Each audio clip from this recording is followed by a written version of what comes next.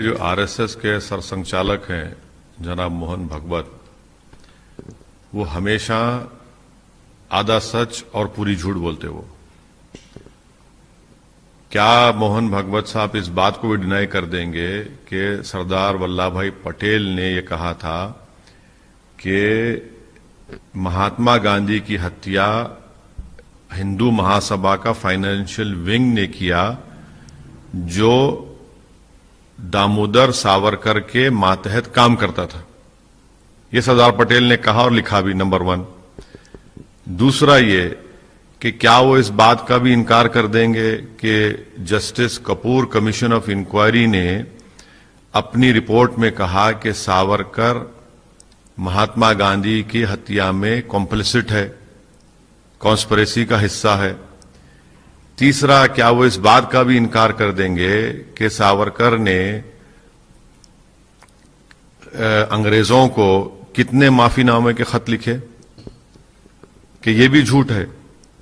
चौथा, क्या मोहन भागवत इस बात का भी इनकार कर देंगे कि 1939 में पूरे देश में आवाज चली थी कि पूरे मिनिस्टर रिजाइन करेंगे? क्या लिलिंगतो के साथ जाकर सावरकर ने नहीं कहा कि हम रिजाइन नहीं करेंगे और यह कहा था कि हम साथ देंगे? पांचवी बात, क्या मोहन भागवत इस बात का भी इनकार कर देंगे कि सावरकर ने यह कहा था कि हिंदू राजाओं ने मुस्लिम महिलाओं का रेप नहीं किया, रेप करना चाहिए था? छठी बात यह है कि क्या मोहन भागवत इस बात का इनकार कर देंगे कि सावरकर ने पितृभू और पुण्यभू की बात की कि फादरलैंड और होली लैंड? सावरकर तो ये कहते थे कि जो हिंदू है वही इस देश का सिटीजन है और जो नहीं है वो इस देश का सिटीजन ही नहीं हो सकता, कि फादरलैंड और होली लैंड की उन्होंने बात की। कितने एग्जाम्पल्स हम देंगे जिससे ये बात साबित हो जाती है ये कि ये लोग आज हिस्ट्री को तोड़ मोड़ के पेश कर रहे हैं। और एक वक्त ऐसा आएगा कि अगर ऐसा ही सिलसिला चलता रहा तो महात्मा गांधी को फादर ऑफ द नेशन हटाकर सावरकर को फादर ऑफ द नेशन बना देंगे ये लोग। जो महात्मा गांधी के मर्डर ट्रायल में एक्यूज था और जस्टिस जी इंक्वायरी में उनको कॉम्प्लिसिट करार दिया गया। कितनी मिसालें देंगे हम? और ये तो झूठ बोल रहे हैं सब इसके बारे में। सर, आप इस बात से इत्तेफाक कि सावरकर दुश्मन नहीं थे मुस्लिमों के, जैसा कि मोहन भागवत साहब ने कहा कि वो उर्दू में पोएट्री करते थे, गजल लिखते थे, वो मुसलमानों के दुश्मन नहीं थे, उस तरह से उनको प्रोजेक्ट किया गया। क्या बात है? क्या मजाक है ये कि उस जमाने में तो अगर वो मोहन भागवत अगर पढ़ेंगे, महात्मा गांधी का एफआईआर जो था हत्या का वो पूरा उर्दू में लिखा गया था। तो क्या कहेंगे फिर? उर्दू में लिखा गया तो क्या बात कर रहे हैं? वो तारीख नहीं पढ़ते, अगर पढ़ के नहीं बोल रहे हैं या नहीं जानते हैं तो हम तो जानते हैं ना। महात्मा गांधी की हत्या का जो एफआईआर था उर्दू में था। और सावरकर की उर्दू के बारे में क्या बोलते थे सावरकर? उर्दू को तो सब हिंदुओं ने, हर मजहब के लोगों ने उसको प्रमोट किया। सावरकर तो उर्दू के भी खिलाफ थे, वो तो रिकॉर्डेड फैक्ट है। क्या सावरकर ने नहीं कहा कि यहूदियों को जर्मनी में ब्लेम किया गया? उन्होंने कहा कि जर्मनी जो यहूदियों को ब्लेम किया उन्होंने। कि सावरकर ने बात नहीं कही है? बात ये कौन सी मिसालें देंगे आपको? कितनी पूरी एक लंबी फेरिस्त है उनकी कि वो तो फैशिज्म और नाजिज्म को मानते थे सावरकर। सर, लेकिन आप बार बार चले गए, ये भी बात उन्होंने कही, जो विभाजन के बाद चले गए उनकी पाकिस्तान में कोई इज्जत नहीं है, लेकिन जो हिंदुस्तान के मुसलमान हैं वो अपने हैं। तो इस बात से आपको क्या तकलीफ होती है? वो तो सही बात बोल रहे हैं ना कि अपने हैं। देखिए, यही तो हम बता रहे हैं आपको।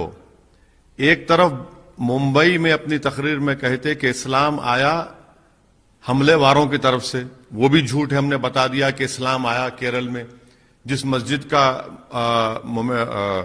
फोटो मोमेंटो मोदी जी ने सऊदी अरब के बादशाह को दी। फिर दूसरी तरफ ये सावरकर की तारीफ करते हैं। सावरकर हिंदुत्व की आइडियोलॉजी में अपनी किताब में क्या लिखते हैं? फादरलैंड और होली लैंड।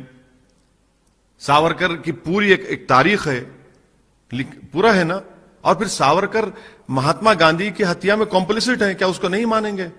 अगर जस्टिस कपूर कमीशन की इंक्वायरी को नहीं मानते तो फिर मैं चैलेंज करूं आरएसएस को, बताएं कि पंडित दीनदयाल उपाध्याय की हत्या के बाद आपने कमीशन ऑफ इंक्वायरी मांगना था, चंद्रचूड़ कमीशन और इंक्वायरी बनी।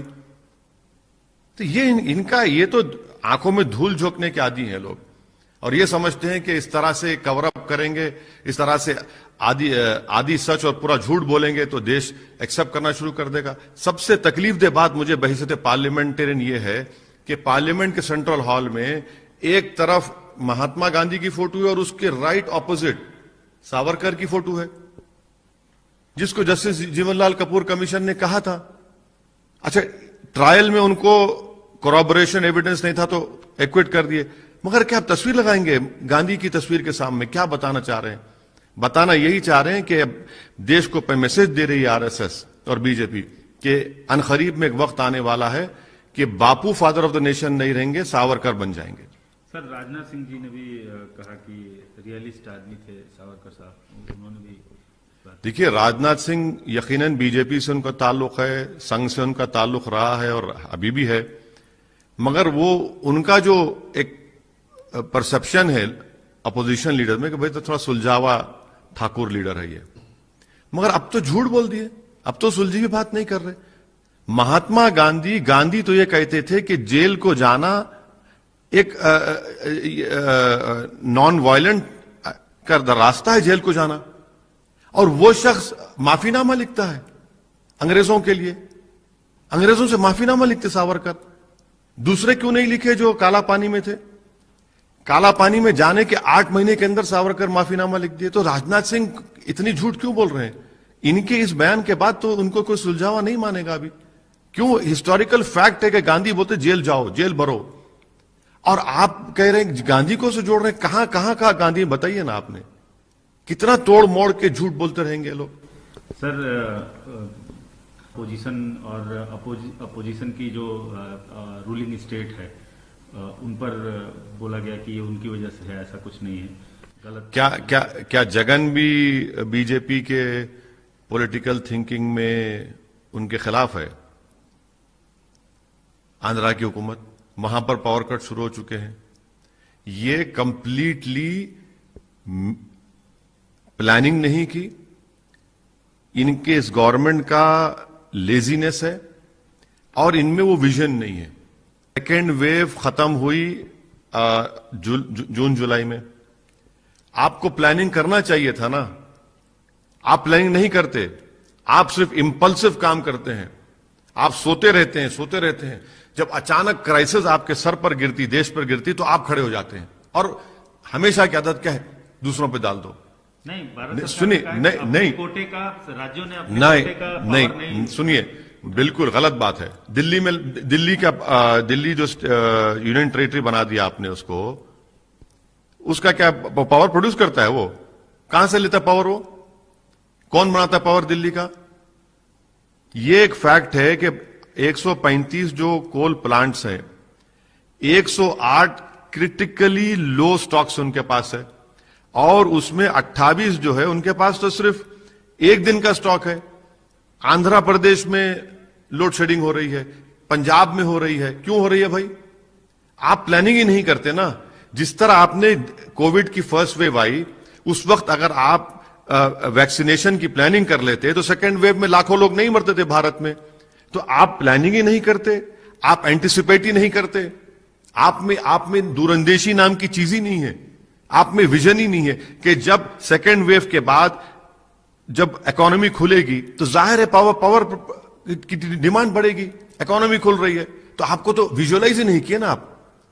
ये आपकी पॉलिसी है। तो हमेशा आपकी नॉन प्लानिंग की वजह से, आपकी गलतियों की वजह से इसका खैमियाजा देश को भुगतना पड़ेगा। और खास तौर से रूरल एरियाज में पावर ही नहीं है, अर्बन एरियाज में फिर भी पावर मिल जाए, रूरल एरियाज में लोड शेडिंग हो रहा है हर जगह पर। सर, एक अंतिम सवाल, आपका जो आजकल फेवरेट स्टेट बना हुआ है, जहां आजकल आप बार बार जा रहे हैं, उत्तर प्रदेश में, और लखीमपुर खीरी का जो इंसिडेंट हुआ, उस पर आपका क्या कहना है? नहीं, यकीनन उत्तर प्रदेश हम भारत का हर चप्पा चप्पा हमारे लिए फेवरेट है। आप क्यों सिर्फ उत्तर प्रदेश को बना रहे हैं?